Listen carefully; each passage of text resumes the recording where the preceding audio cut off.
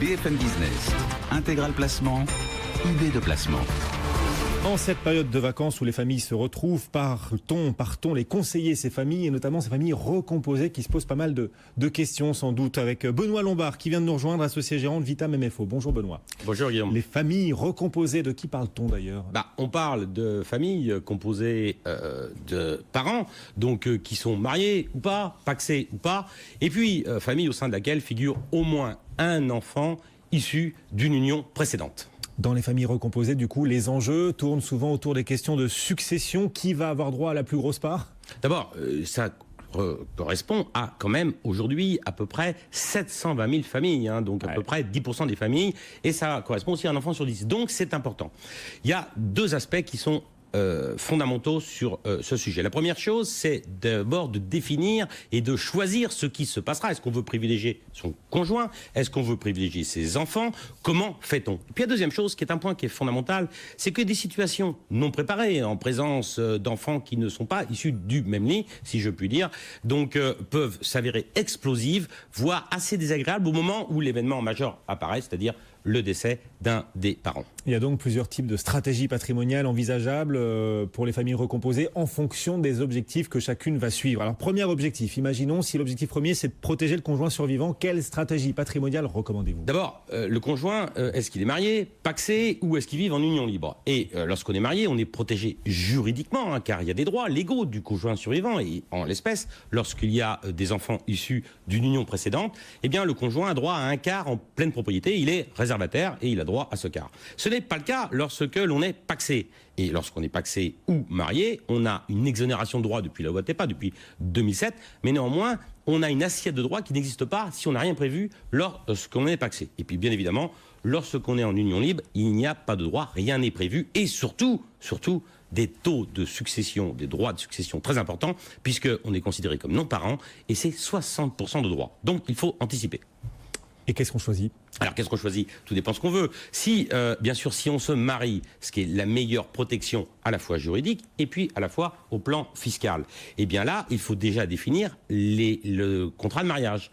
Et si on est sur un régime de séparation, on a une étanchéité parfaite entre les patrimoines. Le patrimoine de monsieur appartient à monsieur, de madame appartient à madame pour un couple marié. Et bien évidemment, les héritiers de l'un ne sont pas ceux de l'autre. Et il n'y a pas de porosité, si je puis dire, donc entre les deux patrimoines. Donc, le régime séparatiste convient bien. Encore faut-il, après, essayer de ménager au mieux les droits du conjoint. Et là, il y a un instrument formidable, c'est la donation entre époux, puisque ça permet de ménager au mieux les intérêts du conjoint, puisqu'on peut lui transmettre l'usufruit, la nue propriété allant aux enfants, bien évidemment, du défunt, étant entendu que si on transmet de la pleine propriété au conjoint, les enfants du conjoint ne sont pas ceux de son époux décédé.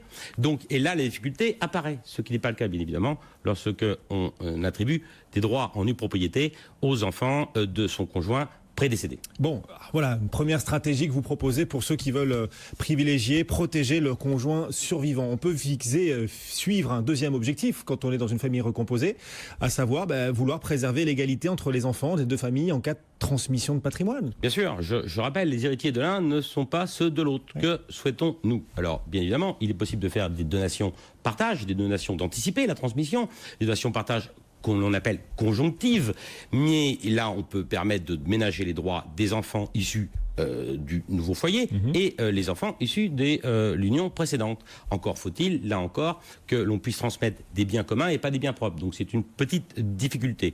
Il est possible aussi, lorsqu'on est marié sur un régime de communauté, de transmettre les biens communs en faisant participer l'époux donc à la donation, alors même que les biens sont réputés appartenir à chacun d'entre eux. À charge, bien évidemment, de la succession du premier défunt, de payer la succession, de payer le conjoint survivant par le biais de ce qu'on appelle techniquement une récompense. Mais je ne vais pas rentrer dans trop technique. L'adoption des beaux-enfants, ça peut être une bonne idée aussi. L'adoption simple, oui, c'est important. L'adoption simple ne casse pas les liens entre l'enfant adopté et son père ou sa mère naturelle. Et ça permet surtout de lui transmettre, bien évidemment, à l'instar d'un enfant légitime. Et je rappelle que depuis des réformes successives, il n'y a plus de distinction entre les enfants légitimes, naturels, ou ce qu'on appelait auparavant, à quel affreux terme, adultérins. Donc aujourd'hui, ils sont tous sur un pied d'égalité. Ça permet de lui transmettre, à l'instar donc d'un enfant qui serait issu de son sang, si je puis dire, et surtout de bénéficier des droits d'abattement et des abattements en ligne directe. Donc les fameux 100 000 € tous les 15 ans, et puis la progressivité des droits, et les premières tranches étant relativement faibles. Donc l'adoption est quelque chose d'important. Juste une chose sur l'adoption quand même, il faut que... il y a deux types d'adoption. Ouais, il y a deux types. Il y a l'adoption simple et l'adoption plénière. Là, on parle d'adoption simple, parce que bien évidemment, il n'y a pas de raison de casser les liens entre la famille de sang, si je puis dire, et puis la famille nucléaire recomposée. Bon, là, on a présenté le meilleur des mondes, à savoir, voilà, on est une famille recomposée, et puis pour la transmission, on veut protéger son conjoint survivant ou essayer de préserver l'égalité entre les enfants des deux familles. Très bien. Et puis on peut aussi vouloir, au contraire, privilégier ses enfants, privilégier quelqu'un dans cette transmission au sein d'une famille recomposée. Bien sûr. Ouais. Et là, bien évidemment, là encore, un des instruments formidables est l'assurance vie, puisque l'on rappelle que les primes qui sont affectées sur un contrat d'assurance vie ne sont pas rapportables à la succession. Et là, on peut octroyer le bénéfice du contrat à l'héritier que l'on souhaite. Et pourquoi pas à l'enfant du premier lit ou du deuxième lit ou de la deuxième union. Là, il y a une grande liberté. Pour peu, bien évidemment, il y a des garde-fous, que les primes ne soient pas considérées comme manifestement exagérées eu égard aux facultés du souscripteur, nous dit l'article L132-12 ou 13 du Code des assurances. Donc il faut faire attention. Il y a ça. Puis il y a aussi un instrument qui existe, qui a été codifié depuis la dernière réforme, celle de 2006, dans notre droit, c'est les libéralités graduelles. Je peux très bien transmettre, par exemple, à mon épouse, donc un actif, à charge pour mon épouse de le transmettre à mon enfant du premier lit, de la première union. Ça, on peut le stipuler à l'avance.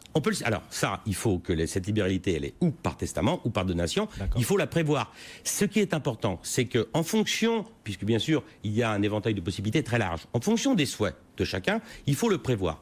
La libéralité graduelle est quelque chose d'important. Je transmets à mon conjoint, à charge pour mon conjoint, de transmettre à mon enfant issu de ma première union ce qui restera, ou au contraire, de lui imposer de conserver la substance de l'actif. Ça, c'est quelque chose qu'il faut voir. Voilà quelques conseils, quelques critères à retenir pour ces familles recomposées, très nombreuses. Vous nous disiez, il y en a plus de 700 000 en France. Oui, plus de 700 000. Et on voit qu'il y a une forte progression. C'est les chiffres de l'INSEE de 2013. Les prochains chiffres, on les attend. Ils seront encore supérieurs d'après les statistiques qu'on a pu vérifier. Voilà, et ces familles recomposées qui se réunissent peut-être en cet été 2018 et qui vont avoir du grain à moudre, des débats, pourquoi pas. Et à qui on souhaite un bel été. Et les débats, c'est important. Il faut anticiper, il faut discuter, il faut parler. Toujours communiquer et s'informer. Benoît Lombard, associé gérant Vitam MFO. Merci Benoît d'être venu nous voir sur BFM Business.